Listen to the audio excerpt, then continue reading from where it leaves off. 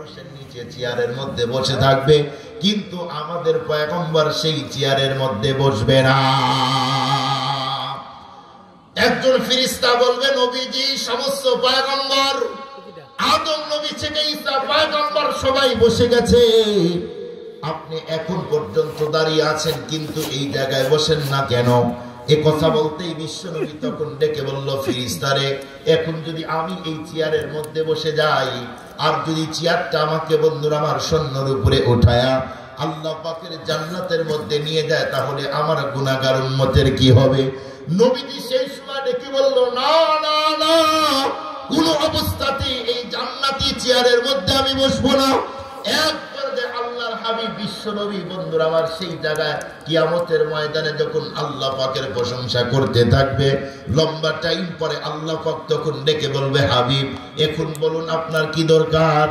আল্লাহ পাকের রাসূল বন্ধুরা আমার তখন ডেকে বলবে, নবীজি তখন বলবে, আল্লাহ এই মুহূর্তে আপনি এখন হিসাব নেওয়া শুরু করে দেন। আল্লাহ পাক তখন ডেকে বলবে, বিশ্বনবী মাথা উঠাও, বন্ধু মাথা উঠাও। এক পর্যায়ে আল্লাহ নবী যখন মাথা উঠাবে, এরপরে আল্লাহ পাক অর্ডার দিবে, হাবিব আপনি হিসাবের জন্য লোক পাঠান। এখন খুব ভালো করে একটা মজার কথা বলেন, মজার কথা শুনেন। আপনাদের 2-4 মিনিটের মধ্যে বন্ধুরা আমার আলোচনা সুন্দর করে বুঝাইতে চাই। কিয়ামতের দিন কোন নবী এমনকি রাসূলদের বন্ধুরা আমার হিসাব হবে না। তাহলে সর্বপ্রথম আল্লাহর কাছে হিসাব দেওয়ার জন্য আগে কে যাবে? বিশ্বনবীর তো বন্ধুরা আমার হিসাব দেওয়ার দরকার নাই, তার তো গুনাহই হয় নাই। পৃথিবীর কোন নবী আর রাসূল আল্লাহর কাছে বন্ধুরা আমার হিসাব দিতে যাবে না। সর্বপ্রথম কে যাবে? এক পর্যায়ে আল্লাহর হাবিব বন্ধুরা আমার যখন দাঁড়িয়ে থাকবে, নবীজিকে তখন বন্ধুরা আমার আল্লাহ পাক ডেকে বলবে, হাবিব এই মুহূর্তে আপনার উম্মতের একজনকে হিসাবের জন্য পাঠান। নবীজি সেই সময় বন্ধুরা আমার আবু বকরের হাতটা ধরে বলবে, আবু বকর যাও, তুমি যাও, এই মুহূর্তেই আল্লাহর কাছে আল্লাহর সামনে যাও। আল্লাহর কাছে যাওয়ার পরে এখন তোমার টোটাল হিসাবটা দিয়ে দাও। সিদ্দিক আকবর যখন আল্লাহ পাকের সামনে হাজির হবে, এর আগ মুহূর্তে বারবার বিশ্ব নবীর দিকে বন্ধুরা আমার একবার পিছন দিকে তাকাবে, আবার সামনে যাবে। নবীজি তখন ডেকে বলবে, আবু বকর তোমার পেরেশানির কিছু নাই, তুমি এই মুহূর্তে যাও, আমি আল্লাহর কাছে দোয়া করতেছি। এক পর্যায়ে সিদ্দিক আকবর বন্ধুরা আমার যখন নবীজি আল্লাহ বন্ধুরা আমার যখন আল্লাহর কাছে যাবে, সেই মুহূর্তে আল্লাহ পাক বন্ধুরা আমার আবু বকরকে ডেকে বলবে, আবু বকর আজকে যাও যাও, আমি বিনা হিসাবে এই মুহূর্তে তোমাকে জান্নাতের ইন্টারন্যাশনাল ভিসা দিয়ে দিলাম।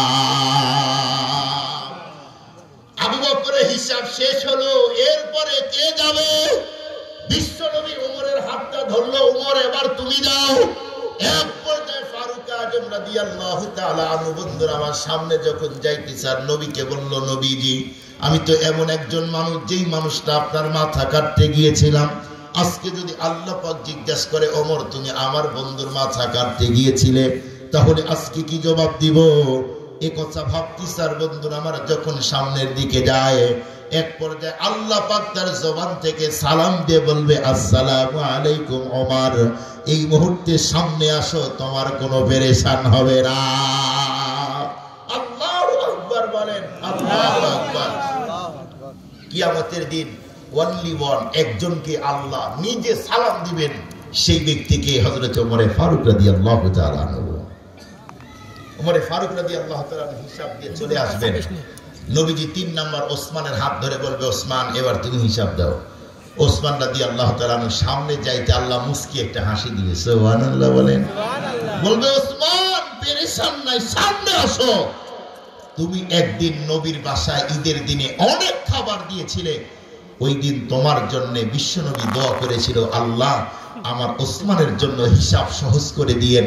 আমি তো আজকে ওই দোয়াটা কবুল করেছি, আজকে তোমার হিসাব সহজ, যাও জান্নাতের ভিসা, এখনই জান্নাতে যাও। সুবহানাল্লাহ। হযরত আলী রাদিয়াল্লাহু তাআলা 4 নম্বরে যাবেন, হিসাব নেওয়া শেষ।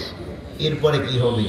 আল্লাহ পাক হুঙ্কার দিয়ে বলবে, ঈমানদার আর বেঈমান আলাদা হয়ে যাও, বেঈমানদেরকে জাহান্নামের মধ্যে ঢুকায় দাও, ঈমানদারদের শুরু হবে হলো হিসাব। এই কথা মূল একটা কথা বলা আমার টার্গেট, এই জন্য কথা আমি সামনে নিয়ে আসছি। নবীজি তখন দুনিয়াতেই বলেছেন লিকুল্লি নাবিয়্যিন দাওয়াতুন মুস্তাজাবিহা ফি উম্মতি। এই দুনিয়াতে আল্লাহ পাক সমস্ত নবীকে একটা দোয়া করার অনুমতি দিয়েছিলেন, দোয়া যেখানেই করবে সেখানেই কবুল, সব দোয়াই তো কবুল, কিন্তু স্পেশাল একটা দোয়া সমস্ত নবী ওই দোয়াটা দুনিয়াতেই করে গিয়েছেন, আমাদের নবীজি ওই দোয়াটা করেন নাই। সুবহানাল্লাহ বলেন। জিজ্ঞেস করা হলো নবীজি কেন করেন নাই? বলে কিয়ামতের দিন আমার গুনাহগার উম্মতকে মুক্তি দেওয়ার জন্য আমি ওই দিন ওই দোয়া করে আমার গুনাহগার উম্মতকে ধরে ধরে জান্নাতে নিয়ে যাব। সুবহানাল্লাহ। হিসাব হবে শুরু, এরপরে কি হবে ওইগুলি অনেক কথা, আমি শুধু একটা পয়েন্ট আউট করব। জান্নাতটা কোথায়, জাহান্নামটা কোথায় শুনেন। জাহান্নামের উপর দিয়ে রাস্তা করা হবে, রাস্তাটা কয় ফিট? 20 ফিট, 16 ফিট না, চুলের চেয়েও চিকন রাস্তা। এই রাস্তা হুজুর কেমনে পার হব? আপনাদেরকে সহজ একটা বোঝার জন্য মেশাল দিই। আমাদের গ্রামগঞ্জে ধরেন ওই জায়গায় রাস্তার এই জায়গায় মাঝখানে এতটুকু ফাঁকা, লম্বা শুধু পানি, এপার থেকে ওপার পার হওয়ার জন্য বাঁশ দিয়ে গেড়ে গেড়ে লম্বা একটা টান করে ইয়ে করে এপার পার হওয়ার জন্য। আপনাদের ওদিকে কি বলে? সাঁকো বলে। এই সাঁকোতে দেখবেন অনেক মানুষ পার হয়, নারী পার হয়, অনেক মা বোনেরা পার হয়, আমরাও পার হই। আমরা বড় মানুষ যারা পার হই এত সহজে কিন্তু কেউ পড়ি না, কিন্তু ছোট্ট শিশু 2 বছর 3 বছরের শিশুকে যদি ছেড়ে দেওয়া হয় ও কয় ধাপ যাইতে পারবো? কথা বলেন না কেন? 10 ধাপই যাইতে পারবো না, 10-এর মাথায় গিয়ে দেখবেন ও নিচে পড়ে 20 হয়ে আছে। তার মানে হলো এই পথ পার হইতে চাইলে ওই মানে শক্তি দরকার, ওই মানে সাহস দরকার, এছাড়া এই পথ পার হওয়া যায় না। যে মানুষটার ঈমান আমল ভালো থাকবে ওই জাহান্নামের উপর দিয়া চিকন একটা রাস্তা হবে, রাস্তায় উঠতে দেরি আল্লাহ মুহূর্তে এপার থেকে ওই পার পার করে দিতে দেরি করবে না। জান্নাতীরা জান্নাতে যাবে, জাহান্নামী যাদের ঈমান আছে কিন্তু আমল খারাপ ওরা পড়ে যাবে, শুধু পড়বে শুধু পড়বে, জাহান্নাম পুরাটা ফুল হয়ে যাবে। এরপরে কি হবে মজার কথা শুনেন। এই জাতীয় শুনছেন, এরপরের অনেক কথা আমাদের অজানা। নবী রাসূল সবাই জান্নাতে আছে। বলেন তো দেখি, দুধের নহর, পানির নহর, শরাবের নহর, আরো যত জুসের নহর, এগুলি জান্নাত কয়টা? 8টা। কয়টা? 8টা। কোন জান্নাতে আল্লাহ পাক পানির নহর, দুধের নহর, শরাবের নহর রেখেছেন? কোন জান্নাতে? জান্নাতুল ফেরদাউস। কোনটা? ফেরদাউস। সমস্ত নবীরা ওই ভিআইপি জান্নাতে থাকবে। একদিন আল্লাহ পাক জিবরাইলকে বলবে, জিবরাইল তুমি একটু জাহান্নামে উকি দাও। নবী মনে করেছে যে সবাই জান্নাতে চলে আসছে, নবীজিও আর কোনো পেরেশানি নেই। আল্লাহ পাক নিজেই ইচ্ছা করে জিবরাইলকে বলল, জিবরাইল তুমি একটু জাহান্নামে উকি দাও, যাও। জিবরাইল যাওয়ার পরে উকি দিবেন, ওই জায়গায় কিছু লোক থাকবে এমন যারা বেঈমান। ঈমানদারদেরকে বলবে, এই আমরা তো আল্লাহ মানি নাই, তোমরা তো মেনেছো, তোমরা জাহান্নামে কেন? তোমরা না জান্নাতে যাওয়ার কথা, এখানে কেন? জাহান্নামীরা এমনি তো কষ্ট, আগুনে পুড়ে শরীরের অবস্থা খারাপ, আরো টিটকারি করে, ক্রিটিসাইজ করে যখন কথা বলে, একজন তখন বলবে, আরে ভাই ওই দেখো জিবরাইল দেখা যায়। ঈমানদার গুনাহগার জাহান্নামীরা সবাই একযোগে একসাথে জিবরাইলকে বলবে, ও ভাই জিবরাইল আজকে একটু আমাদের জন্য সুপারিশ করো না। কি সুপারিশ বলো? কত তুমি আমাদের সামনে নবীর কাছে এসে কত কথা বলছো, আজকে নবীকে একটা সংবাদ আমাদের জন্য দাও। আমাদের নবী তো দয়ার নবী, যাও না একটু যাও। কি বলতে হবে বলো? তখন ওরা বলল, আমরা জাহান্নামে আছি, এইটাই শুধু বলে দাও। এক পর্যায়ে জিবরাইল সেখান থেকে জান্নাতে ঢুকবে। নবীজি জিজ্ঞেস করবে, জিবরাইল লম্বা দিন পরে আসলে তোমার চেহারা টেনশন আর মালিন্যতার ছাপ, কি হয়েছে? বলে এই মাত্র জাহান্নাম থেকে আসলাম। কি দেখলে? বলে কিছু জাহান্নামী আপনার উম্মত গুনাহগার, তারা জাহান্নামের মধ্যে এখনো পুড়ে আছে, অনেক কষ্টে আছে। নবীজি আবার জান্নাতে সেজদা দিবে। আল্লাহ পাক বলবে, হাবিব এখন আপনার সব সুপারিশ গ্রহণ করা হবে, আপনি যান, যাকে মন চায় জাহান্নাম থেকে উঠায়া জান্নাত দিয়ে দেয়। এত মজার সংবাদ, তাও সুবহানাল্লাহ আসতে সুবহানাল্লাহ। বাদাম খাইতেছেন, বাদাম খাইতেছেন। যখন নবীজি রাস্তায় হাঁটা শুরু করবে, বলুন 20টা যদি বগি থাকে, সামনে যদি ইঞ্জিল না থাকে 20 বগি চলবে না। ইঞ্জিল যদি একটা সামনে থাকে 100টাও চলবে। নবীজি সামনে, উনি তো নবীদের নবী, লিডার তো উনি।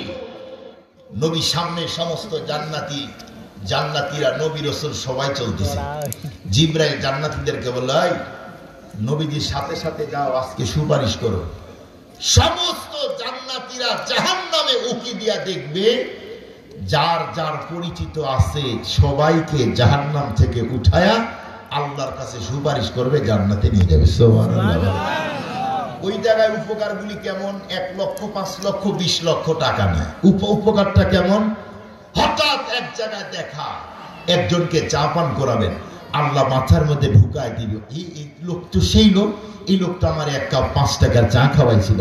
তখন বলবে, আল্লাহ এই লোকটা দুনিয়াতে আমার একটু উপকার করছে, বলে যাও ওরে ঘুরে জান্নাতে নিয়ে যাও। সুবহানাল্লাহ বলেন। এই জাহান্নামে একটু উপকার দুনিয়াতে কেউ করেছে, আল্লাহ সেটাই মাথা ঢুকায় দিবে। একজন বলবে যে হায় হায়, একজন বলবে জান্নাতি, একজন আলেম, একজন হাফেজ, নজর করে দেখবে, আরে ওই লোক তো, ওই লোকের বাড়িতে আমি জাগির খেয়েছি, উনি আমাকে ভাত দিয়েছে, ওনার খাবার খেয়ে আমি হাফেজ আলেম হয়েছি, আসো ভাই জান্নাতে আসো, চাচা আসেন জান্নাতে।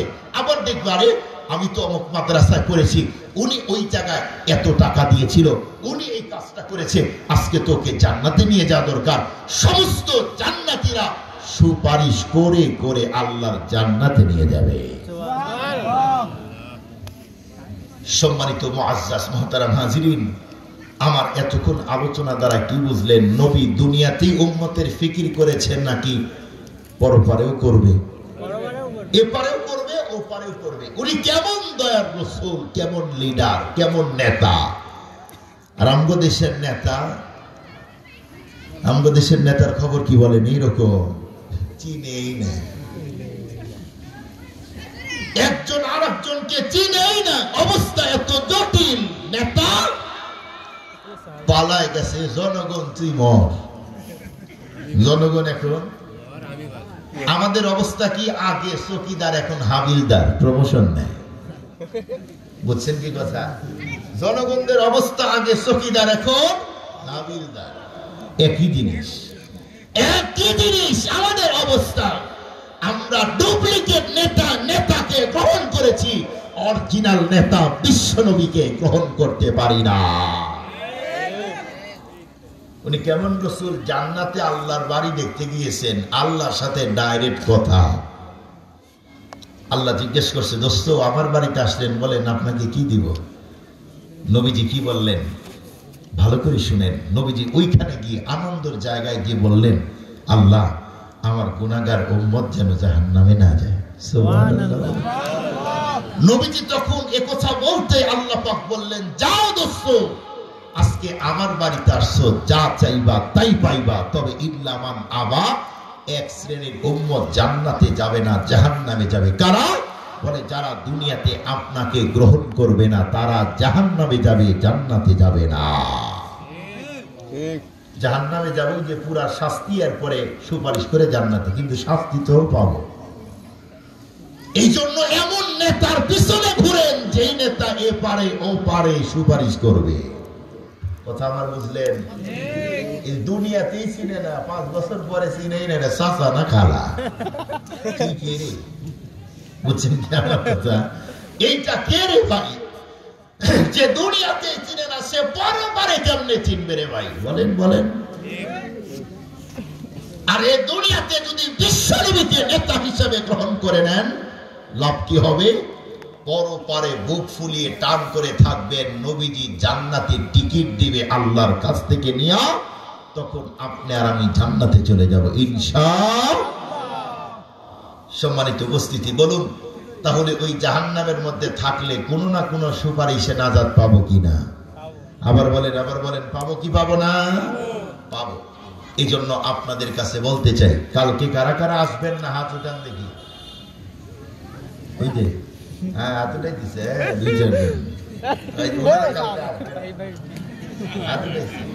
তার মানে ওনাদের মনোযোগ নেই। কথা কি বুঝলেন?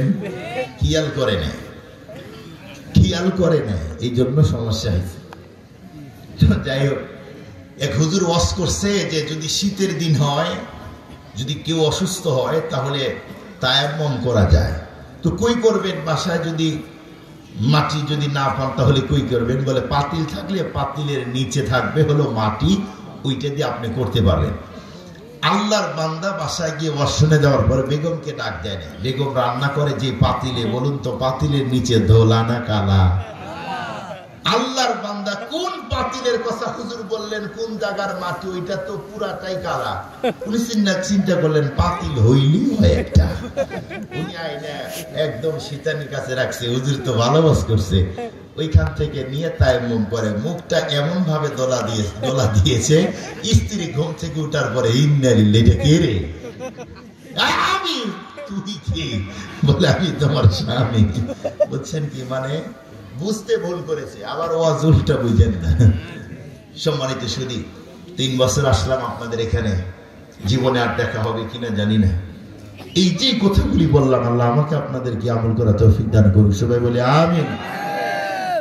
গত বছর আমাকে অনুরোধ করেছিল মাদ্রাসার জন্য, ওই যে জাহান্নামে একটু সুপারিশ যদি চাই, বলুন তো নবীরে মাদ্রাসার জন্য কিছু দান করা দরকার আছে না নাই? এই জাতীয় মাদ্রাসা থাক না বন্ধ হয়ে যাক? যদি থাক কিছু টাকা দিতে হয়। আমি গত বছর আপনাদের কাছে চেয়েছিলাম 30 পারা কোরআনের জন্য 30 জন মানুষ, আপনারা 30,000 দিয়েছিলেন, মা বোনেরাও দিয়েছে। আজকে মা বোনদের বয়ান করেছি, হয়তো কোনো মা অথবা কোনো বোন রাগ করেছেন। শুনেন, ডাক্তারের কাছে গেলে যদি ফরা হয় পায়ে, যদি ডাক্তার অপারেশন না করে আপনি তো সুস্থ হবেন না, মরে যাবেন, ক্যান্সার হবে। আমরা তো আর বডির ডাক্তার না, আমরা তো ডাক্তার হলাম অন্তরের। যার অন্তর সুন্দর, সব সুন্দর।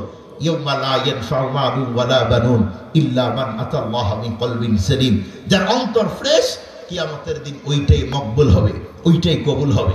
আমরা ওইটাই চিকিৎসা করি। এজন্য রাগ হওয়ার কিছুই নেই। কথা যদি সত্য হয় মেনে নেওয়া দরকার। ঠিক বললাম না ভুল বললাম? এই জন্য বেশি চাইব না। 30 পারা কোরআনের জন্য 30 জন ভাই বলেন 1000 করে দিবেন। আছেন কোন ভাই আছেন? ও, এবারও ডিম আছে। গত বছর আমার এক হুজুর বলল কে কে যেন ডিম নিয়েছিল, আল্লাহ তাদেরকে বাচ্চা দিয়েছে। এটা আমি কিন্তু জানি না, আমার একজন বলছে আর কি। দাড়ি কম হইলে বুজুর্গ কিন্তু ঠিকই। যুবক ভাই, আজকে তোমরা ডিম কিনবা। আজ দোয়া করবো আল্লাহ যেন জান্নাতি নারীদের মতো সুন্দরী দিনদার বউ দেয়। এইবার আমি যুবকদের কাছে আমি ডিম বিক্রয় করব। এবার উল্টা দিক কি বলেন? এবার আপনারা কি? আপনারা অনেক মজার মানুষ, এজন্য মজা করে অনেক কথা বলি। এই জাতীয় কথা মাহফিলে আমি বলি না, কিন্তু আপনারা খুব ভালো, এই জন্য কিছু কথা মহব্বতে বলি। অনেকে মানুষ মহব্বতে মস্কারি করে অনেক কথা বলে না। কথা বলেন না কেন? বলেন অনেক সময়। এই জন্য যুবক ভাই, তোমার তো টাকা নাই, কম টাকা আছে জানি। এই জন্য তোমার জন্য স্পেশাল দোয়া করবো, তোমার আব্বার আম্মার কাছ থেকে টাকা নিবা। আল্লাহ যেন সামনে বড় একটা ভালো হালাল পন্থায় যেন চাকরির ব্যবস্থা করে দেয়। এই জন্য তোমার জন্য একটা ডিম। আসো,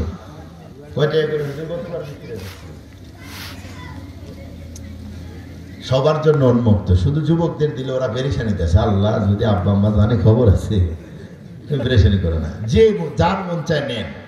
শুনেন, আমি বললেই যে দোয়া কবুল এমনটি না। আপনার এই অন্তর দেখে আল্লাহ। কোন নিয়াতে? কত লোক আছে মাজারে গিয়ে সেজদা দেয়, কুফরি করে, বলেন বাবার কি ক্ষমতা আছে বাচ্চা দেওয়ার? তবে বিশ্বাস করেন, এই ডিমের আজকে দিয়ে এই একটাই যে প্রথম গতবারের বাচ্চা দিয়েছে না, চুয়াডাঙ্গা ওয়াজ করতে গিয়েছিলাম, ওই জায়গায় এক যুবক ভাইয়ের জন্য দোয়া করেছিলাম। উনি ডিম কিনেছিল, আল্লাহ তাআলা পরে 1 জোড়া ছেলে দিয়েছে। 1 জোড়া, একসাথে 2টে। উনি চেয়েছে দিন থেকে, বলছে হুজুর আপনি দোয়া করেন আল্লাহ যেন আমার ছেলে দেয় অথবা মেয়ে দেয়, আল্লাহ যেন একটা বাচ্চা দেয়। আল্লাহ 1 জোড়া সন্তান দিয়ে জমজ বাচ্চা দিয়েছে। তার মানে এখানেও দিয়েছে, এ তো অন্য জায়গার গল্প না। এই জন্য বলেন না 1000 করে দিবেন কোরআনের জন্য 30 পারা। আর এই ডিম ডাক্তারের কাছে পরীক্ষা দিলে তো সমস্যা। এই জন্য 5, 10, 15, 20,000, 5000 করে একটা ডিম।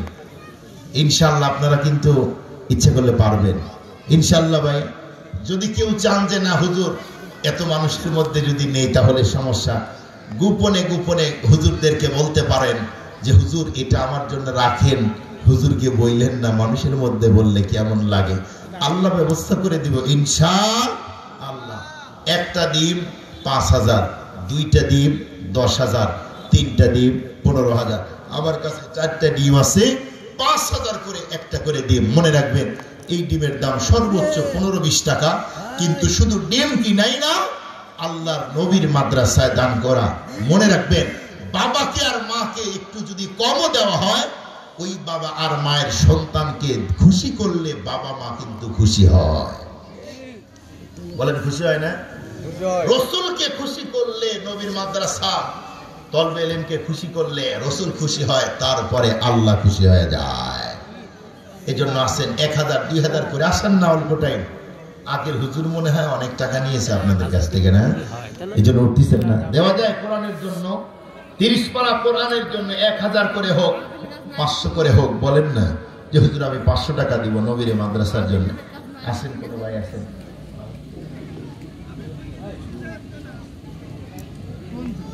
আছেন কোন ভাই, আছেন?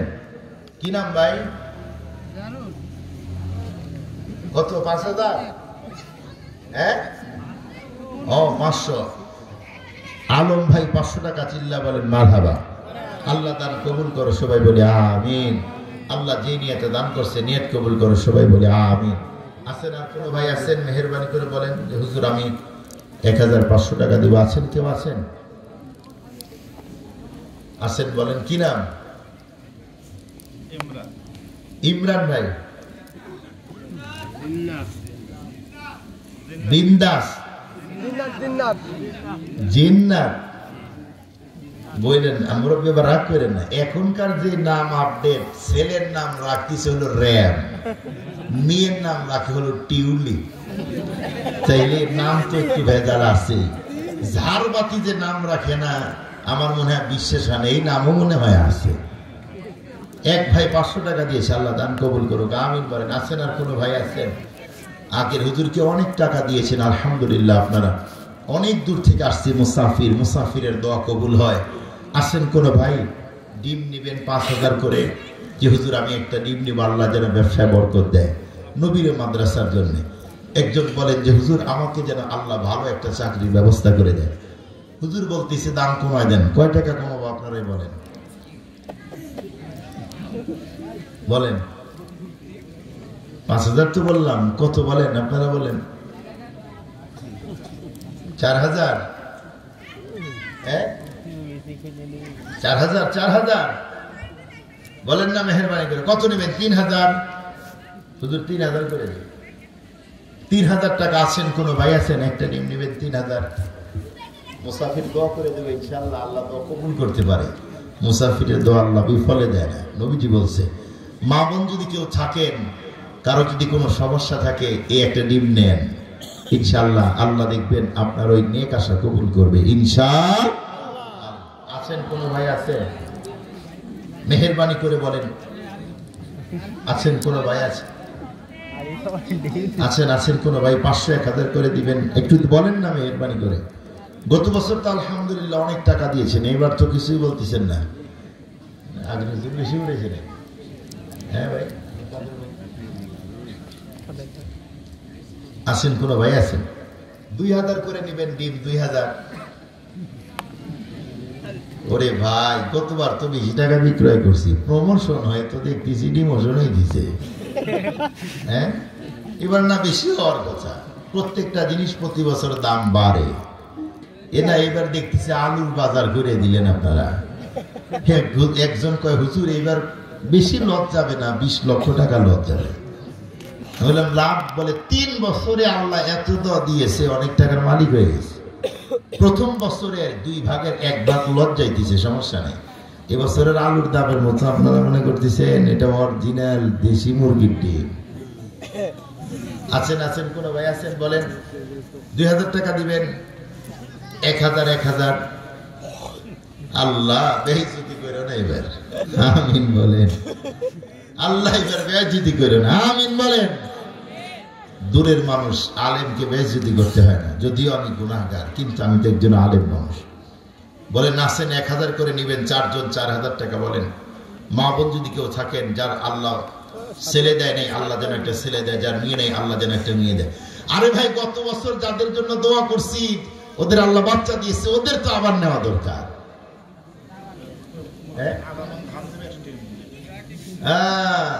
মুরব্বি একটা ডিম আধা মন ধান, চিল্লা বলেন মারহাবা। আল্লাহ তুমি দানকে কবুল করো, সবাই বলি আমিন। আল্লাহ এইটার ওসিলায় মুরব্বিকে কবুল করো, সবাই বলি আমিন। দ্বিতীয় নাম্বার 1000। এই যুবক ভাই 1000 একবার চান্স, যুবক একবার চান্স, লাইকে যাইতে পারে 1000 কাম হয়ে যাবে ইনশাআল্লাহ। একবার আসে কোন যুবক যে কোনো নিয়তে হুজুর 1000 টাকা দেব, নিয়ত তোমার মধ্যেই থাক। যুবক দ্বারা যাও, আব্বার কাছ থেকে 1000 টাকা নিয়ে এসে দিবা কালকে। যুবক ভাই কেউ আসছে কোন যুবক নবীর মাদ্রাসার জন্য, কোন মুরব্বী কোন ভাই আছেন? বলেন মা বোনদের মধ্যে আছেন কেউ? আছেন? এই 3টা ডিম বিক্রয় হলে ইনশাআল্লাহ দোয়া করে দিব আমি। আছেন কোন ভাই? আছেন? 1000 করে নেওয়ার লোক নাই? বলেন না মেহেরবানি করে। আছেন কেউ? আছেন? 1000 করে নেবেন। মা বোন যারা আসছেন তাদেরকে বলি আপনারা ইচ্ছা করলে আপনারাও নিতে পারবেন। আল্লাহ তুমি ব্যবস্থা করো, আমিন বলেন। আবার বলেন আমিন। হুজুর এই ডিম মনে হয় আজকে আর বিক্রয় হবে না। এই 3টা কয় টাকা দিবেন বলেন? লম্বা টাইম আপনাদের ব্যয় করবো না, রাত অনেক হয়েছে। আসেন কেউ হিম্মত করে বলেন হুজুর এই 3টা ডিম নিব, কয় টাকা দিবেন বলেন? কেউ নেওয়ার নেই, কেউ নেওয়ার নেই। আসেন কেউ? আসেন বলেন, হিম্মত করে বলেন আল্লাহ এই নিয়তে আমি ডিমটা নিলাম, অথবা নবীর জন্য নেন, আমি নবীর মহব্বতে 3টা ডিম নিলাম। আল্লাহ এই ডিমের ওসিলায় কিয়ামতের দিন নবী যেন আমার জন্য সুপারিশ করে, হাউজে কাউসারের পানি যেন পান করায়, এই নিয়তে নেন। আছেন কেউ? আছেন? আছেন কেউ? আছেন যে হুজুর আমি নিব, আল্লাহ নবী যেন কিয়ামতের দিন আমার জন্য সুপারিশ করে, হাউজে কাউসারের পানি যেন পান করায়। আছেন কেউ? বলেন একজন বলেন। কয় টাকা দিবেন বলেন? একজন বলেন। বলেন আছেন কেউ? আছেন? মেহেরবানি করে বলেন আছেন কেউ? আজকের কোন আমার ফোন কিন্তু ফুটবো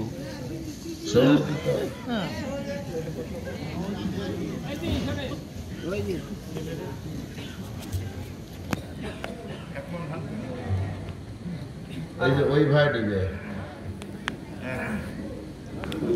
এবার আপনারা ফয়সালা করেন, একসাথে 2 জন রাজি। 2 জন নাকি? ওই আরেকটা দাও, আরেকটা দেন না, 2 জনকে 2টা দিই না। আপনি আজকে বিচার রায় আপনার না, সাবেক সরকারের রায় চলবো না, এখন আইন অন্যটা। ওনাকে 2টা দেন আর এখান থেকে ওনারা 2টা দেন, আর থাকবে হলো 2টা, 3টা থাকবে, আবার 3টা।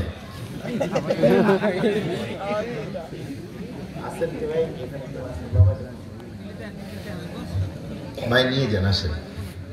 আল্লাহ যে নিয়তে মাত্র 10-15 টাকার ডিম 1000 এক মন ধান দিয়ে নিল, যে আশায়, আশা তুমি পূরণ করো, আমিন বলেন। আল্লাহ তার নেক আশা কবুল করো। আল্লাহ তোমার তো কোনো কিছুর অভাব নাই, তোমার গোডাউনে কোনো কিছুর কমতি নেই, যে যে নিয়তে যে আশায় নিতেছে তার আশা পূরণ করো আল্লাহ, আমিন বলেন। খুব আশা করছিলাম যুবক তোমাদের জন্য দোয়া করবো, তোমরা আগাইলে না।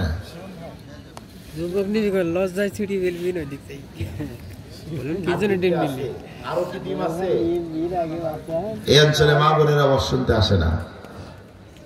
আসে মা বোনেরা? আসে? শুনলাম যে অনেক আসছে, আপনাদেরকে জিজ্ঞেস করলাম শুনো উত্তর নেওয়ার জন্য। মা বোনেরা কেউ নাই? 3 ডিম নিবেন, দোয়া করে দিব। যার অশান্তি আছে আল্লাহ শান্তি দিবে।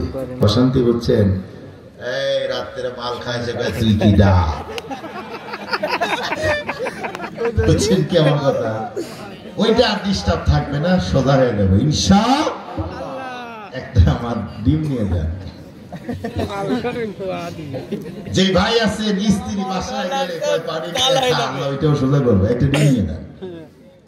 এই কথা শুনে ভয় পাইতেছেন, হুজুর উঠলে মনে করবো যে আমার স্ত্রীর কথা শুনে না।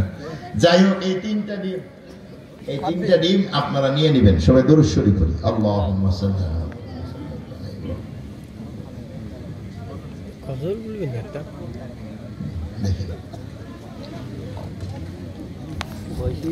গজল আমরা শুনে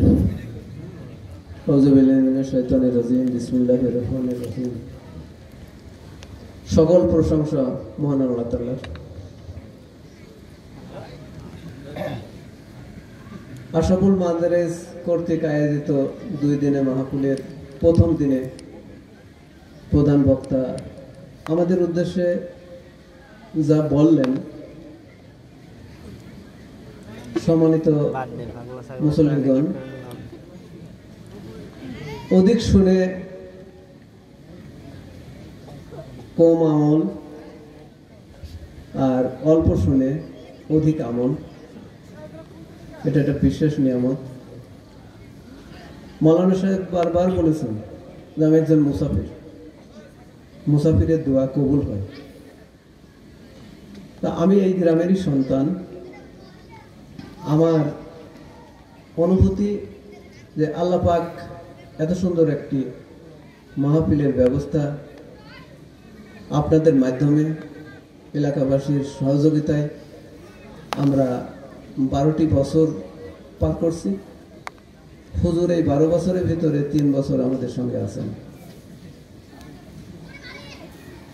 তো আমরা হুজুরের কাছে বিশেষভাবে দোয়া প্রার্থী, উনি যেন দোয়া করে যান আমাদের এলাকাবাসীর জন্য, মাদ্রাসার জন্য, আমাদের এই প্রতিষ্ঠানের জন্য। এই প্রতিষ্ঠানে হিফজখানায় 18 জন মতন ছাত্র আছে, হিফজ পড়ছে, আরো অন্যান্য শাখায় ছাত্র ছাত্রীরা আছেন। তো এখানে পাশে একটি কবরস্থান, তিনটে গ্রামের কবরস্থান রয়েছেন। আমাদের পূর্বপুরুষরা ঘুমিয়ে আছেন। এই মাদ্রাসার যিনি উদ্যোক্তা কারি রফিকুল ইসলাম, উনি যখন প্রথম এখানে আসেন আমাদেরকে ডেকে উনি বললেন যে আমরা এখানে চেষ্টা করি একটা মাদ্রাসা বা মসজিদ প্রতিষ্ঠা করার জন্য। আল্লাহ হুজুর চেষ্টা করেন, বাদ বাকিটা আল্লাহর হাত। তো